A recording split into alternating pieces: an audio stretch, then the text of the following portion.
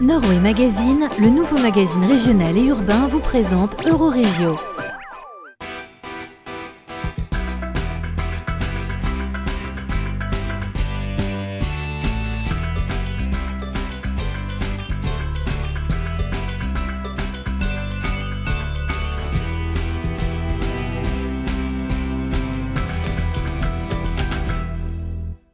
Bonjour et bienvenue dans Eurorégio, l'émission qui nous fait voyager de part et d'autre de la frontière. Alors notre périple nous emmènera du côté de Roucourt, non loin de Perruet, c'est en Belgique, pour une querelle de clochers. On reviendra en métropole lilloise pour le blues des boulangeries artisanales. En culture, on ira découvrir l'exposition Mezzo à la Maison de la Culture de Tournai, c'est de la BD. Et en économie, on va découvrir l'association Gaming qui regroupe les professionnels des jeux vidéo. Et on fêtera les 3 ans du groupement européen de coopération transfrontalière. Et comme chaque semaine, les idées belges avec vous, Erwan, pour le quotidien Nord-Éclair. Bonjour Anouk. Bonjour. Alors, les idées. Les 50 ans de la 4L, un véritable mythe automobile qui va nous être raconté par un collectionneur belge. On va voir ça tout à l'heure. Alors, vous ne les entendez pas encore, mais on a des invités surprises qui sont à mes pieds, des pigeons, parce qu'on va parler colombophilie avec notre invité Peter De Smet. Bonjour. Bonjour. Merci d'être dans Eurorégio. De rien. Vous venez nous parler du premier salon international de la colombophilie, Fugare. Oui. Qui va se tenir à Courtrai le 19 et 20 février. Okay. Alors expliquez-nous, c'est le premier salon de ce genre dans la région. Pourquoi dans la région ? C'est-à-dire, il y a des salons en Allemagne, aux Pays-Bas, en Pologne, et ici, il n'y avait pas de salon. Et un de mes collaborateurs m'a demandé, Peter, pourquoi on ne peut pas faire un salon ici? Parce que quand même, en Belgique, mais aussi la grande région, Nord-Pas-de-Calais, il y a beaucoup de colombophiles. Et on a dit, OK, on va voir les autres salons et on va parler avec des fournisseurs. Et ils ont dit, oui, il y a un emplacement pour un salon comme ça, mais dans cette région. Et on a dit, OK, on va le faire. Et jusqu'aujourd'hui, 130 exposants. Et qu'est-ce qu'on va y trouver dans ce salon? Alors, des exposants avec des pigeons, bien sûr, mais ça va s'adresser à qui? Qu'est-ce qu'on va venir chercher dans ce salon? Ça s'adresse aux colombophiles.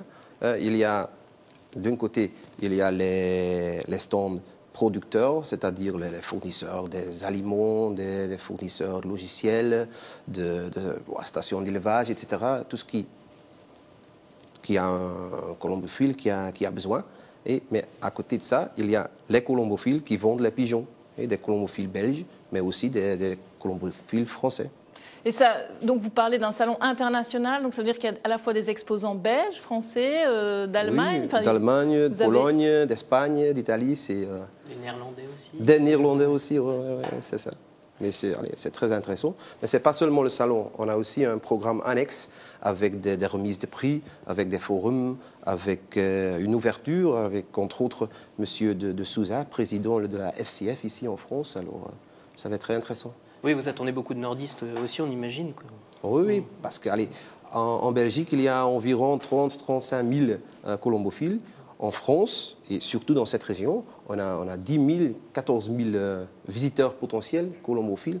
Alors, on les attend. Alors, ça va se passer comment? Vous dites que c'est que pour les colombophiles. Donc, ça veut dire que quelqu'un qui ne s'y connaît pas dans la colombophilie peut pas venir au salon? Il peut venir. Parce qu'il va voir des pigeons, etc.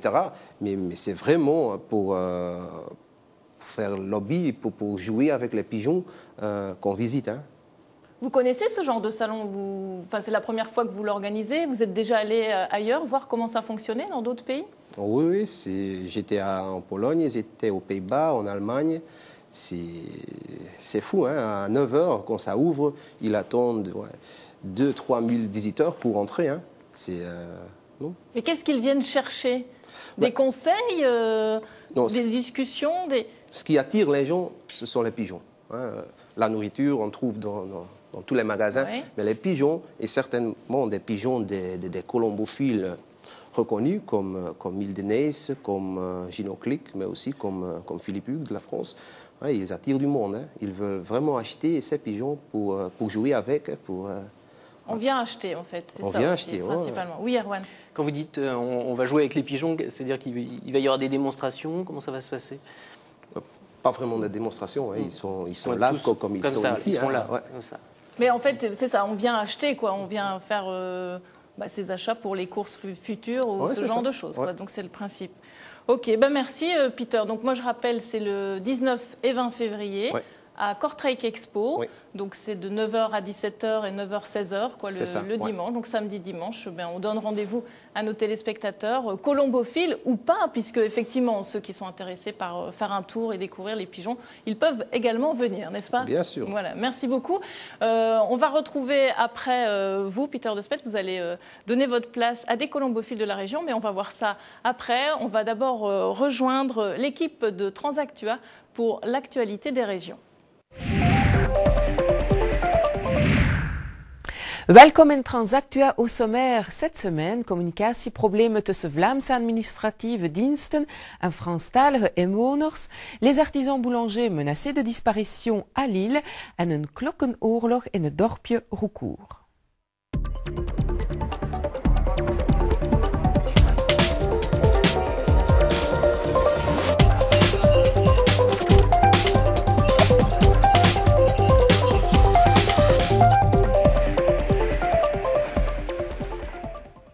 Dans la région frontalière, la langue néerlandaise est soumise à rude épreuve. Français et Wallons sont de plus en plus nombreux à venir s'installer dans des communes comme Menin, Vervic ou Messine sans parler le néerlandais. Conséquence, ils ne comprennent rien aux communications officielles qui, selon la loi linguistique belge, ne peuvent être diffusées qu'en néerlandais. Du coup, ils ne paient pas d'impôts, souvent de façon involontaire, et ne sont pas inscrits au registre de la population. Les communes frontalières flamandes précisent que les Français sont les bienvenus, mais il n'empêche que de nombreuses instances réclament un peu plus de coopération de leur part. À Wervik, ils ont l'habitude. Nombreux sont les Français qui y achètent une maison et doivent donc s'inscrire au registre national belge, mais cela se passe souvent mal. We hebben inderdaad veel nieuwe inwoners die van buiten Wervik en vaak van over de grens komen en die mensen proberen zich toch te integreren. De stad doet ook stappen naar die mensen toe. Maar er zijn bewoners, huurders of eigenaars die zich niet laten inschrijven. Jullie mogen bijvoorbeeld geen brief in het Frans naar hen sturen? Nee, wij dienen de taalwetgeving op te volgen. We zijn een Nederlandstalige, een Vlaamse stad, dus gebeurt alle communicatie in het Nederlands. Laisser sa maison se délabrer est passible d'amende en Belgique. À Wervik, il manque 18 000 € dans les caisses de la commune parce que les propriétaires français ne réagissent pas. La ville fait maintenant appel à un huissier. Mais mieux vaut prévenir que guérir, les communes voisines de Menin et Messine s'associent à Wervik pour entre autres informer les francophones sans pour autant enfreindre la loi. Dat zorgt ervoor in de beide gemeenten, de drie gemeenten, dat we die problematiek ook wel zien, dat mensen daar nalatig in zijn. En we moeten natuurlijk ook wel een beetje solidariteit vragen. Wil men genieten van alle voorzieningen, dan vragen we natuurlijk ook dat die mensen zich inschrijven. En daar moeten we ook op toezien dat dat ook effectief gebeurt. En in het plan is er daar eigenlijk een onderdeel voor voorzien waar we dit jaar rond gaan werken. L'utilisation créative des langues est nécessaire dans cette région frontalière. Ce directeur d'école à Rekem, dans le quartier Le Paradis, peut en témoigner. 100 des 140 enfants de cet établissement flamand sont issus de familles essentiellement francophones. Heel wat Franstalige ouders begrijpen dus moeilijk de Nederlandse taal. Gelukkig, de leerkrachten hier, die kennen een aardig mondje Frans, dus die staan hun mannetje wel. Maar wij proberen toch ook wel de ouders te stimuleren om ook een inspanning te doen. C'est pourquoi depuis l'année dernière, l'école organise des cours de néerlandais pour les parents francophones. Elle essaye aussi, lors des réunions des parents, de faire en sorte que les francophones comprennent l'information. Wat wij ook vaak doen, dat is gewoon mensen, dus Nederlandstalige ouders of leerkrachten tussen de ouders zetten, om dan op tijd en stond een en ander te vertalen. En wat uiteindelijk nog wel het fijnste is, we hebben het hier al meegemaakt, dat ouders hun kinderen meebrengen. Tout ceci est un signe de bonne volonté, mais la pression que subit la langue néerlandaise reste problématique. C'est pourquoi la SBL Ons Erfdeel a organisé avec l'aide de partenaires culturels et la province de Flandre occidentale un colloque sur la langue en région frontalière. Je kunt maar respect vragen voor de eigen taal als je ook de taal van de anderen respecteert, maar wederkerigheid is daar wel zeer belangrijk in. Als we alleen maar hoffelijk zijn, dan wordt er over u heen gewalst. Als we alleen maar wettelijk zijn, dan zijn we niet soepel genoeg. Les organisateurs soulignent qu'ils n'ont pas l'intention de déclencher une nouvelle guerre linguistique. Il s'agit ici de respect mutuel. Quand on s'installe dans un autre pays, on s'adapte et pas le contraire. C'est le cas partout dans le monde, y compris dans les territoires à minorité linguistique. Les francophones n'y pensent pas. Zoals bewezen wordt door al die Fransen die de grens oversteken. Hier komen tanken, hier komen dingen kopen in winkels, wat ze allemaal mogen natuurlijk. Maar ik merk dat voldoende als ik naast hen in de winkel sta. Het komt niet in hun hoofd op om bijvoorbeeld te zeggen, excusez-moi, est-ce que vous parlez le français? Dus zij gaan een staatsgrens en een taalgrens over en realiseren zich niet dat ze in een ander land terechtkomen. Les communes flamandes de la région frontalière franco-belge réclament des ressources au gouvernement belge afin de prolonger les efforts déployés à l'égard des francophones. Pour le moment, il s'agit trop souvent de bénévolat unilatéral.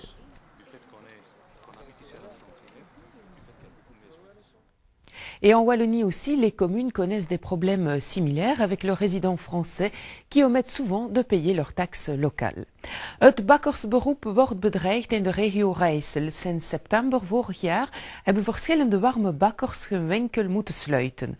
De voornaamste oorzaken zijn de hoge huurprijzen en vooral de concurrentie van de grote distributieketens die steeds meer buurtwinkels openen. Si Hervé Auchard n'hésite pas à mettre la main à la pâte dans son restaurant lillois, il aurait préféré pétrir lui-même le pain de ses sandwichs. Ouvrir une boulangerie, c'était son rêve, mais à 250 € le mètre carré à l'année, il a jeté l'éponge. Pour s'en sortir, il lui aurait fallu vendre plus de 400 baguettes par jour. Comme un peu dans tout nouveau bâtiment, on est brut de béton. Donc on ne peut rien récupérer, donc il faut partir de zéro, c'est peut-être pas plus mal, on n'a rien à casser. Et après c'est parce que le loyer est un peu, pour moi, qui veut débuter dans le métier de la boulangerie, est un peu élevé, quoi. Pour un petit commerce, surtout tout ce qui est métier d'alimentation, ça revient très très cher. Et Hervé n'est pas le seul à être découragé par le coût des loyers. Dans la métropole lilloise, ils sont plus d'une vingtaine de boulangers-pâtissiers à avoir mis la clé sous la porte en ce début d'année. Certes, le prix du blé n'arrange rien et la concurrence est rude dans les centres-villes. On a un très grand nombre de points chauds qui s'ouvrent sur la métropole et aussi les grandes surfaces par le biais de leurs moyennes et petites surfaces qui s'implantent dans les centres-villes aussi actuellement. Ici, la baguette est à 92 centimes d'euros, soit une trentaine de centimes de plus qu'en moyenne surface. Cela s'explique par les coûts de main-d'œuvre plus importants et par le savoir-faire. Nous, on est à ce prix-là parce qu'on estime faire un produit de qualité. Et ça, c'est notre cheval de bataille de toujours et ça le sera toujours. C'est qu'on est là pour produire des produits de qualité et apporter un service aux gens. Si acheter sa baguette au supermarché reste surtout une question pratique, les grandes enseignes mettent aujourd'hui l'accent, elles aussi, sur la qualité et la variété des pains. C'est aussi le respect du produit dans sa cuisson, dans son temps de pousse. Pour moi non, mon pain est très bon ici, je l'achète, nos clients sont très contents, nous avons des résultats vraiment très intéressants. Dans le rayon de ce supermarché de la banlieue lilloise, tous les pains proposés ont été cuits sur place par un boulanger. Les pâtons arrivent cependant pré-cuits ou surgelés. Nous ne pouvons pas nous appeler boulangerie parce que nous ne fabriquons pas le pain sur place. Donc c'est pour ça que c'est un point chaud et c'est pour ça que sur l'enseigne vous voyez four à pain. Avantage, le magasin propose du pain frais jusqu'en fin de journée. Difficile alors pour une petite boulangerie d'être compétitive. Et la bataille est loin d'être consumée. Aujourd'hui, la grande distribution mise sur la convivialité et l'esthétisme. Jusque-là, les points forts d'un petit commerce. Désormais, pour les artisans boulangers, fidéliser la clientèle deviendrait presque une question de survie. Avec ceci. Une querelle de clochers, jamais l'expression n'aura aussi bien porté son nom. Dans le petit village de Roucourt, des habitants sont au bord de la crise de nerfs. Matin, midi et soir, week-end et jours fériés, les cloches de l'église sonnent l'Angélus et troublent la paix des riverains de la place. L'affaire avait déjà fait grand bruit en septembre dernier. Le bourgmestre avait promis que l'Angélus serait suspendu ponctuellement. 4 mois plus tard, force est de constater que rien n'a changé. La situation est bloquée. Le rôle de l'Angélus, c'est une prière 3 fois par jour, le matin, à midi et le soir. Est-ce qu'elle est encore d'actualité dans notre société ? Je pense qu'elle est d'actualité, comme je pense que pouvoir rythmer le temps, rythmer les journées est important. Nous autres, on n'est pas contents. Tous ceux qui habitent ici autour de l'église sont mécontents d'entendre cette cloche-là sonner l'Angélus. Et nous déranger dans le sommeil, parce que le matin, tous les matins, c'est rebelote, et le samedi, le dimanche. L'Angélus n'est plus d'actualité, n'appelle pas un culte particulier. Donc c'est un peu comme la population musulmane qui entend l'appel à la prière. Ici, aujourd'hui, on ne peut pas dire que l'agriculteur enregistre encore l'appel à la prière dans ses champs. On n'a jamais demandé que les cloches arrêtent de sonner. D'ailleurs, je trouve que c'est même à la rigueur sympathique et c'est normal que lorsqu'il y ait une messe, un enterrement, un mariage, les cloches sonnent. Mais c'est l'Angélus et le volume des cloches de l'Angélus qui sont trop élevés. Voilà donc les différents sons de cloche autour de cette querelle. Au fil des semaines, la situation n'a fait que s'envenimer. Un groupe de pros Angélus a fait son apparition sur Facebook. Une pétition en faveur des cloches a recueilli 319 signatures, dont les partisans habitent parfois bien loin de la pomme de discorde. Une conciliation a eu lieu devant le juge de paix de Roucourt. En vain, chacun campe sur ses positions. Mais la situation s'est rebloquée de nouveau puisque nous avions quand même un accord de la fabrique d'église pour essayer que l'Angélus ne sonne plus le week-end et les vacances scolaires, ce qui permettait quand même aux gens qui travaillaient et aux enfants qui étaient en vacances de se reposer plus longuement. Ça n'a rien donné, vraiment rien donné. On a essayé, monsieur le bourgmestre a tenté à plusieurs fois de leur dire « écoutez, faites un effort, essayez d'arrêter le week-end, les jours fériés, les congés scolaires ». Moi je leur ai dit « faites-le sonner le midi, pourquoi pas ?» Mais de toute façon, que ça soit, toutes les propositions ont été refusées systématiquement. On s'est retrouvé sur un blocage aujourd'hui, aussi bien de la fabrique d'église que du doyen de la commune de Pérué, donc nous ne sommes pas plus avancés. Qui décide de faire sonner l'Angélus, c'est de la responsabilité du curé, du prêtre responsable, et cela se fait en général en dialogue, en accord avec la fabrique d'église. S'il y a rupture de dialogue, est-ce que la hiérarchie, le diocèse, peut intervenir ? Est-ce qu'il y a vraiment rupture de dialogue dans ce cas-là? Je crois qu'il y a eu plusieurs possibilités de dialogue, mais parfois certains estiment qu'il n'y a pas de dialogue simplement quand on ne répond pas à toutes leurs attentes et à tout ce qu'ils demandent. S'il y avait aujourd'hui davantage de plaignants que le nombre que vous supposez, qu'en serait-il? Ah, mais c'est certain que la question serait reposée. Selon le Memento de l'environnement au chapitre des pollutions sonores, les autorités communales pourraient adopter un règlement préventif du bruit qui peut concerner les cloches au même titre que les sirènes, haut-parleurs ou aboiements. Actuellement, un groupe de riverains opposés à l'Angélus est prêt à déposer plainte. Les cloches qui symboliquement appellent au rassemblement ont à Roucourt définitivement divisé les concitoyens et brisé l'entente villageoise. Voilà, Transactua, c'est terminé. Fijn dat u weer keek et à la semaine prochaine. Au revoir.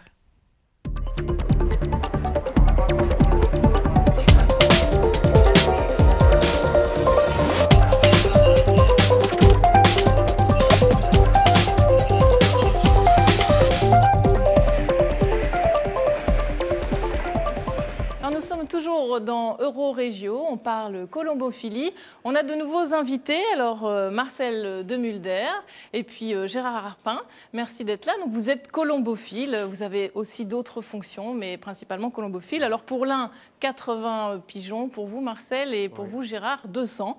200 pigeons. 200 pigeons, ça fait du boulot quand même, hein, ça j'imagine bien. Alors est-ce que c'est un sport Oui, c'est un sport parce que le pigeon voyageur est un athlète, puisque cet athlète, cet oiseau, peut parcourir des distances allant de 100 km jusqu'à exactement la région parisienne, ou bien 200 km, mais jusqu'à Barcelone, de revenir de Barcelone à vol d'oiseau, puisqu'on appelle ça, nous, chez les coulonneux, on va dire, on appelle ça le concours le plus loin, donc...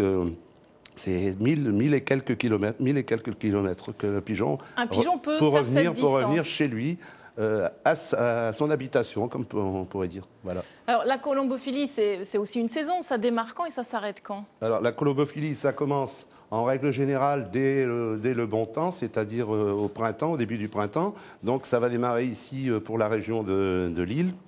La région de Lille et tout le Nord-Pas-de-Calais. Va démarrer, les concours de vitesse vont démarrer le début avril, tout de suite le premier dimanche d'avril, et la fin des concours se situe en août, puisque le pigeon est un oiseau qui mue.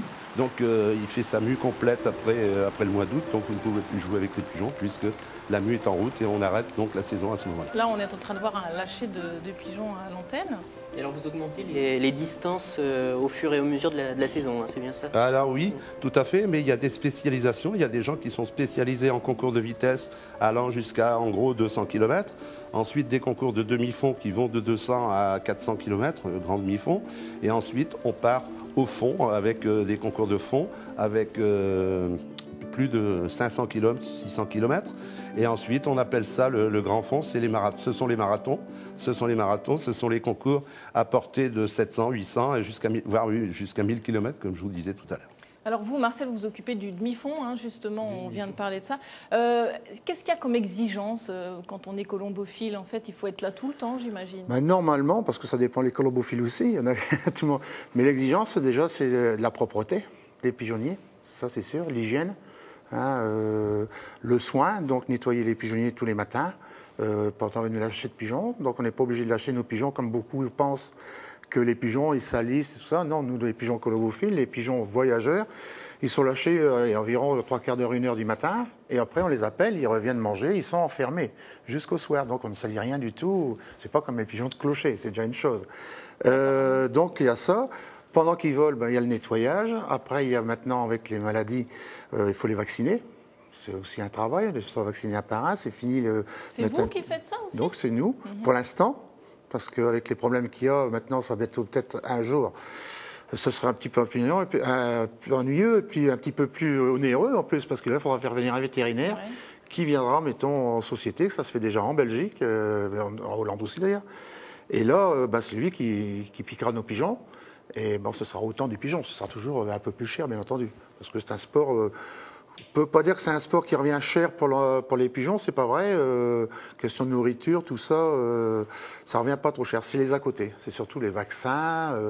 Maintenant, si on veut partir dans les extrêmes avec les nouveaux constateurs et tout ça, bien entendu, ça a un coût, c'est normal. Comme tout d'ailleurs. On parlera de la technique tout à l'heure. Ça, c'est autre chose. Le lien avec la Belgique, en fait, parce qu'on dit qu'il y a énormément de colombophiles dans le nord de la France et en Belgique. Est-ce que vous avez des liens particuliers avec les colombophiles belges?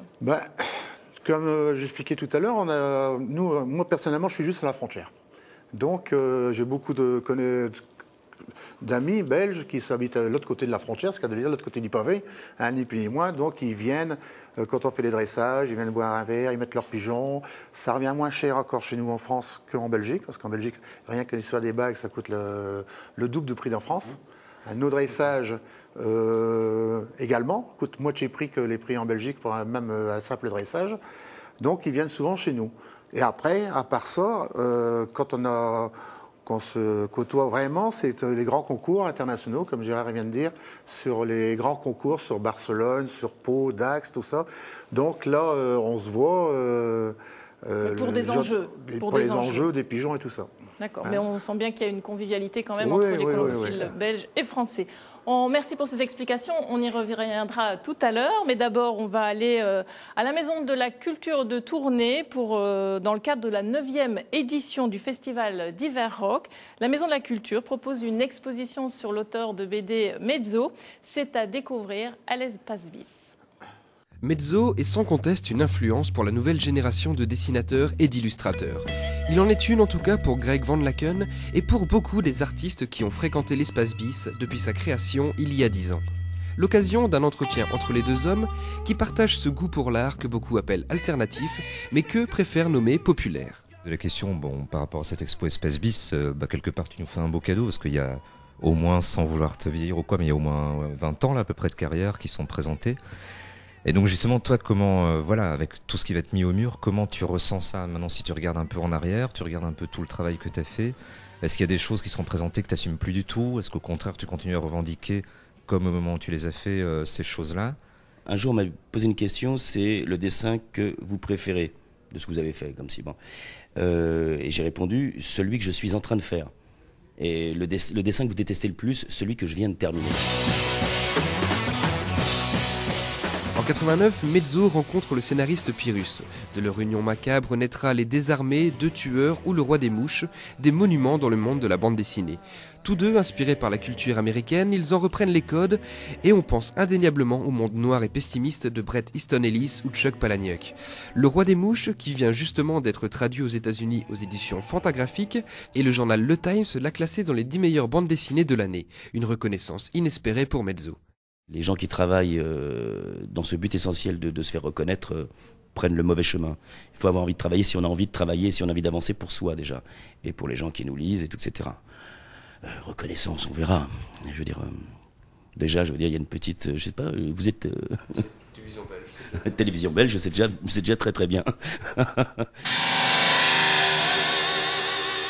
Mezzo et Pyrrhus sont actuellement à l'écriture de la suite du Roi des Mouches et espèrent bien installer leur nom outre-Atlantique. En attendant, c'est l'Espace Bis et le Deep Ver Rock à tourner et ça ne semble pas déplaire à l'artiste. Si j'ai choisi forcément de présenter ton travail à ce moment-ci, c'est pas un hasard.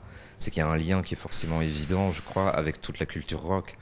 Il y a le fait, bien sûr, que tu as été musicien toi-même, enfin que tu l'as encore un peu, même si c'est peut-être plus en dilettante, mais comment tu définirais ça? Parce qu'on peut presque parler de toi, bien sûr, comme d'un auteur de BD, d'un illustrateur à part entière, mais tu es aussi quelque part un auteur rock, si on veut. Je suis un petit peu un musicien frustré parce que j'ai pas réussi à faire ce que je voulais en musique. Et je me suis mis au dessin parce que j'ai eu un choix à faire quand j'étais jeune. Et donc la musique, enfin comme tout le monde, je pense, je veux dire, elle fait partie du décor de ma vie et du décor sonore de ma vie. Et c'est vrai que quand on dessine, on a besoin, la musique, ça rythme le trait. Évidemment, moi, les premières choses que j'ai reçues, que mes rétines ont reçues quand j'étais gamin, c'est les pochettes de rock des années 60-70 où il y avait des graphismes spéciaux un peu décalés et donc forcément j'écoutais de la musique et je regardais la pochette comme tous les jeunes ados qui écoutent la musique, puis il y a des pochettes qui m'ont marqué voilà quoi, avec des dessins de Crumb, de Rick Griffin, enfin il y en a plein, je veux dire on pourrait pas tous les citer et c'est vrai que ça m'a certainement influencé. Associer la musique au dessin, oui, je crois que c'est un truc essentiel. Metal Aventure, Zulu, L'écho des savanes, Stephen King et même le journal de Mickey, le moins que l'on puisse dire, c'est que les collaborations de Mezzo sont éclectiques. Une diversité que l'on retrouve dans 20 ans d'œuvres au service de l'underground.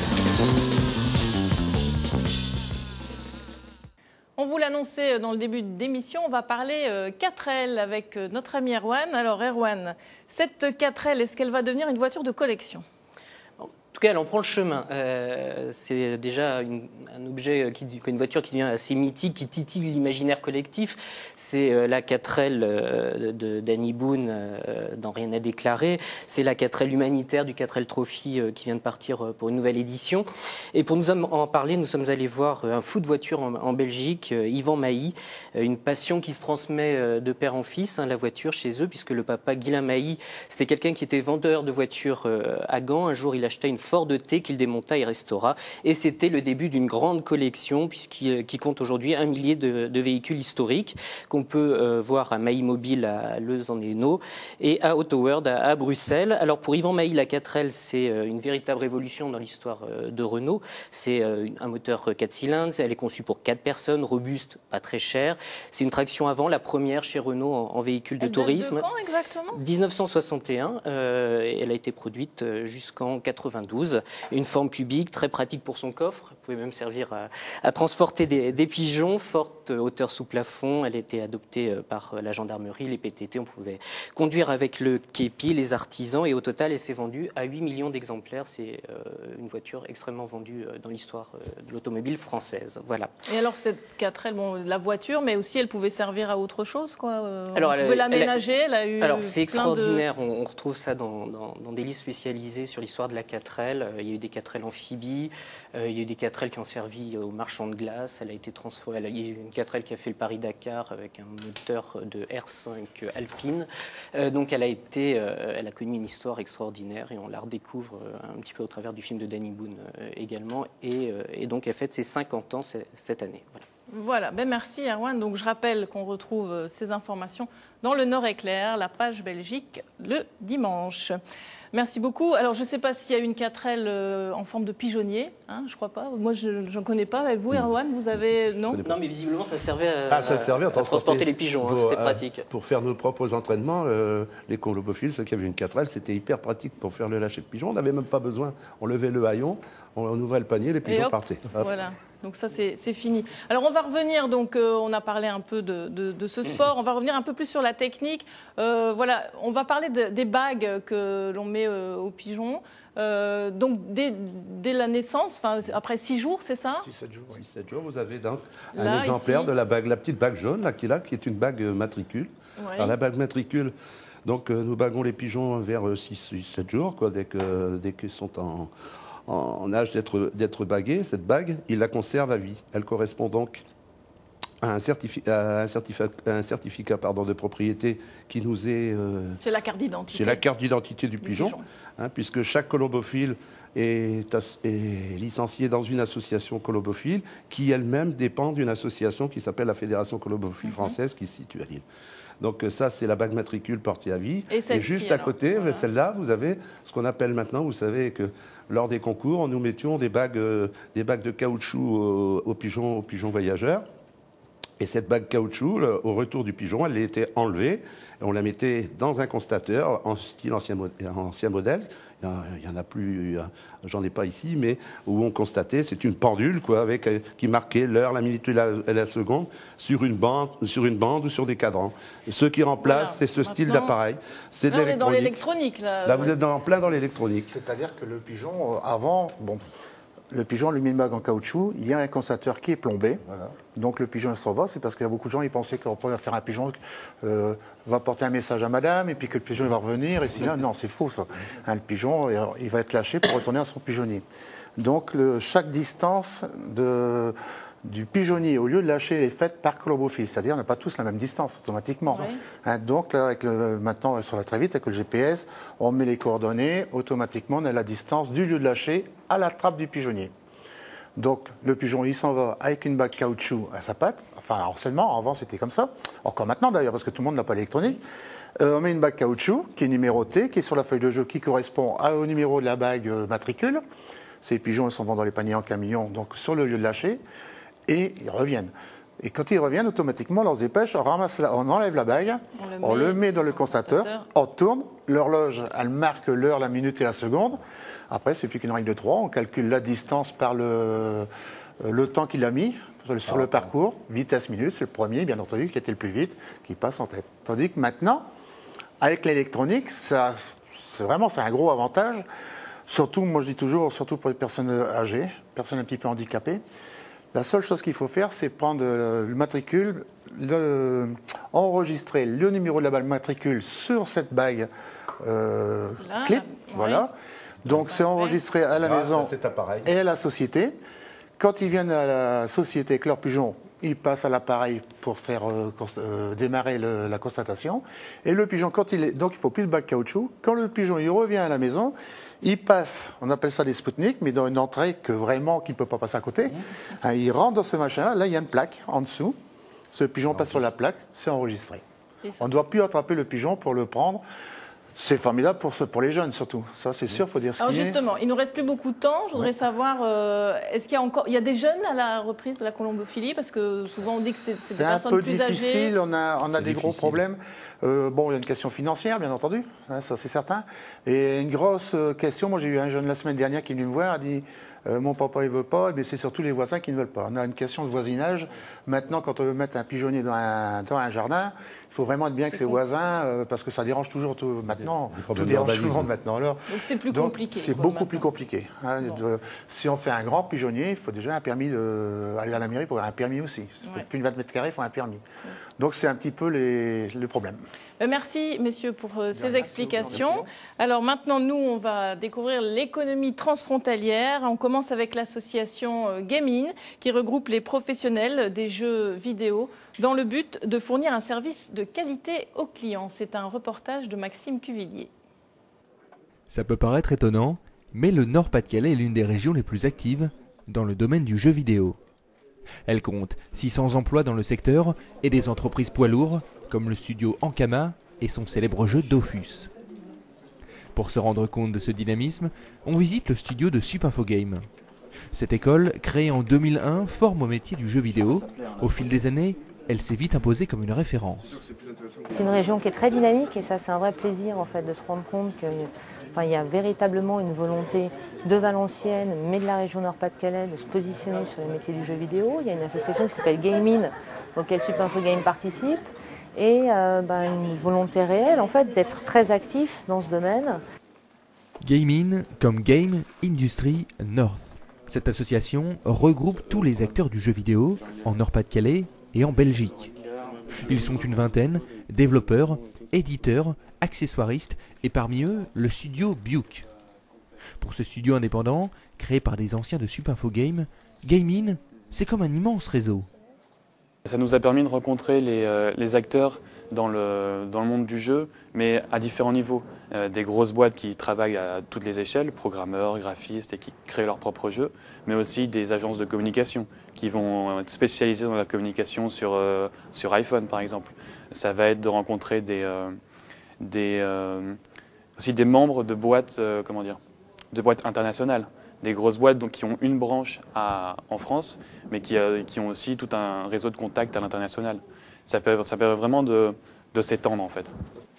S'étendre à l'international, eh bien ça commence par la Belgique. L'une des missions de Game-In est de favoriser les projets transfrontaliers. C'est assez motivant puisque il y a beaucoup d'échanges entre les deux régions. Même nous, on est parti en Belgique pour rencontrer quelques investisseurs. On est parti en Belgique pour être formés par certains experts là-bas. Et c'est vraiment, on est régulièrement en train de faire l'aller-retour Nord-Belgique. Ouais. Dans quelques jours, le studio lancera sa première application pour smartphone et tablette numérique entièrement conçue en Nord-Pas-de-Calais et qui voyagera dans le monde entier. Anniversaire à présent, les 3 ans du GECT, le groupement européen de coopération transfrontalière. Il y a quelques semaines, Lille a accueilli la conférence des différents GECT existants. Nos confrères de WTV nous en disent plus. Le siège de Lille Métropole était le décor du 3e anniversaire de l'Eurométropole, Courtrai, Lille Tournai. En termes officiels européens, cela s'appelle un GECT, un groupement européen de coopération transfrontalière. En Europe, il existe 16 collaborations de ce type. Les territoires et les territoires transfrontaliers sont bien sûr au cœur de la construction européenne et de son avenir, tout à fait. Voilà encore un grand avenir devant nous. Je l'espère, parce qu'en tout cas c'est un des atouts de notre métropole, de notre Eurométropole, c'est justement cette situation transfrontalière. L'intérêt pour la collaboration transfrontalière est manifestement important car 200 Européens de 20 pays différents se sont réunis à Lille. L'Eurométropole Courtrai-Lille Tournai fait figure d'exemple pour toute l'Europe, un modèle en quelque sorte. Je crois que vous avez trouvé beaucoup de bonnes solutions à ces problèmes quotidiens. Mais vous avez également trouvé un moyen de travailler ensemble au niveau stratégique. En fait, de créer une entité qui développe dans des domaines de recherche, par exemple, avec des entreprises, un moyen de vendre votre région vraiment au niveau européen. Ces images sont celles d'une assemblée générale de l'Eurométropole à la frontière germano-française entre Strasbourg et Offenburg. Elle a aussi été formée à l'exemple de Courtrai-Lille Tournai. Eurometropol is niet alleen een pionier, zij zijn ook een symbool voor alle anderen. We hebben hier een film getoond met al hetgeen dat we nu al gerealiseerd hebben. En ik weet, het is nog veel te weinig, maar wat wij hier gerealiseerd hebben, wordt enorm gewaardeerd elders. Het is een moeilijke weg, maar men ziet dat men hier al 3 jaar keihard gewerkt heeft en men ziet dat het mogelijk is. Le but de chaque Eurométropole est toujours le même, s'unir pour être plus fort et élargir les perspectives. Dans le triangle Courtrai-Lille Tournai, on s'attelle en ce moment à un plan de mobilité de grande envergure. In plaats van al die mobiliteitsproblemen te proberen ad hoc op te lossen en hier een brug of daar een weg zonder na te denken over de consequenties, gaan we nu alles op een globale schaal. Dus dat wil zeggen over heel de Franse kant, heel de Waalse kant en heel de Zuidwest-Vlaamse kant, om dat op zijn globaliteit te bekijken en dan gezamenlijke opties te gaan nemen voor oplossingen. Door het te doen zien wij dat bijvoorbeeld de Franse staat, die een jacobinistische staat, een zeer centraal geleide staat is, dat ook de vertegenwoordigers van de Franse staat in onze organisatie echt op heel praktisch vlak meewerken om dingen eventueel bij de Franse staat aan te passen aan wat wij hier bezig zijn. En dat is toch wel zeer merkwaardig. Et qui sait, la Belgique a aussi peut-être besoin d'une solution remarquable telle qu'un GECT ou Groupement européen de coopération transfrontalière pour sortir de l'impasse politique. Le chauffage au sol, un système coûteux et peu respectueux de l'environnement. Une société belge a créé un système révolutionnaire, l'Opal System. C'est un reportage de nos télés. Olivier Cornil et Michael Gillis sont tous deux originaires d'Anguien. Mais c'est Olivier qui a eu cette idée révolutionnaire, créer un chauffage sol plus mince, plus léger et donc plus dynamique. Aujourd'hui, les normes en termes d'isolation des bâtiments sont de plus en plus élevées et que les chauffages sol traditionnels entraînent une surchauffe rapide de ces bâtiments. On a donc imaginé un système qui soit dynamique et qui permette à ce moment-là d'avoir une régulation de la température qui amène un confort supérieur, mais qui en même temps permet de faire des économies d'énergie. En effet, le chauffage sol traditionnel maintient une température constante dans l'habitation. Ici, plus question d'inertie, mais de régulation de température en fonction des besoins. Ce nouveau système de chauffage s'apparente donc à un radiateur de sol. Ça veut dire qu'on peut aujourd'hui réguler la température du sol comme on le fait avec un radiateur. On peut faire des abaissements de nuit qui sont beaucoup plus importants. On peut couper le chauffage en cas d'absence. Et on a calculé sur une échelle annuelle que ça engendrait des économies d'énergie entre 15 et 30%. Le coût d'une installation comme celle-ci revient à 80 € du mètre carré hors TVA, ce qui est un peu plus cher qu'un chauffage sol traditionnel. Mais les matériaux utilisés sont aussi fabriqués en Belgique. C'est un brevet qui a été déposé par l'université d'Arlon et Pierre-Yves Franck, mon associé. Et tous les matériaux constitutifs d'ailleurs proviennent de Belgique aussi, que ce soit le MDF qui sert de base au système, les profilés en aluminium ou le grillage métallique qui vient de chez Métal Déployé à Liège. La société Opal qui commercialise ce système est en fait une spin-off de l'université d'Arlon. En 2 ans, plus de 3500 mètres carrés ont été installés et le carnet de commandes se remplit à vue d'œil. En Belgique, ça se passe très très bien, surtout en Wallonie. C'est par là qu'on a commencé, vu qu'on est francophone à l'origine. Maintenant, on s'éparpille de plus en plus aux régions bruxelloises, même régions flamandes. On a beaucoup de soutien de l'Union Wallonne des architectes. On passe dans différents magazines spécialisés dans l'architecture, dont la cible sont les architectes évidemment, ou les bureaux d'études, les universités. Donc ça se développe vraiment très bien au niveau national. À l'international aussi, on est un petit pays, on a beaucoup de voisins, on travaille aussi bien au Luxembourg que maintenant, prochainement, ici on descend sur Paris, où on a un très gros chantier de 400 mètres carrés pour une première maison particulière à faire à Paris.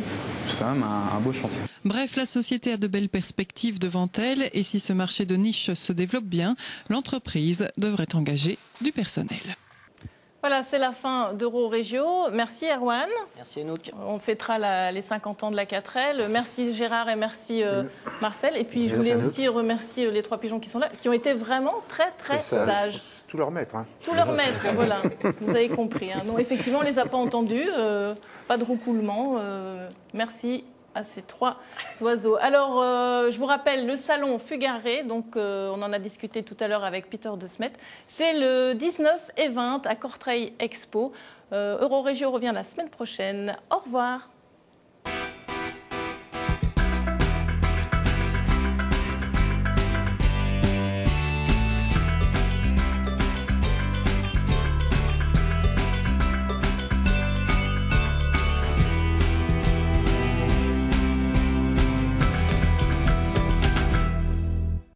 Eurorégio vous a été présenté par Norway Magazine, le nouveau magazine régional et urbain.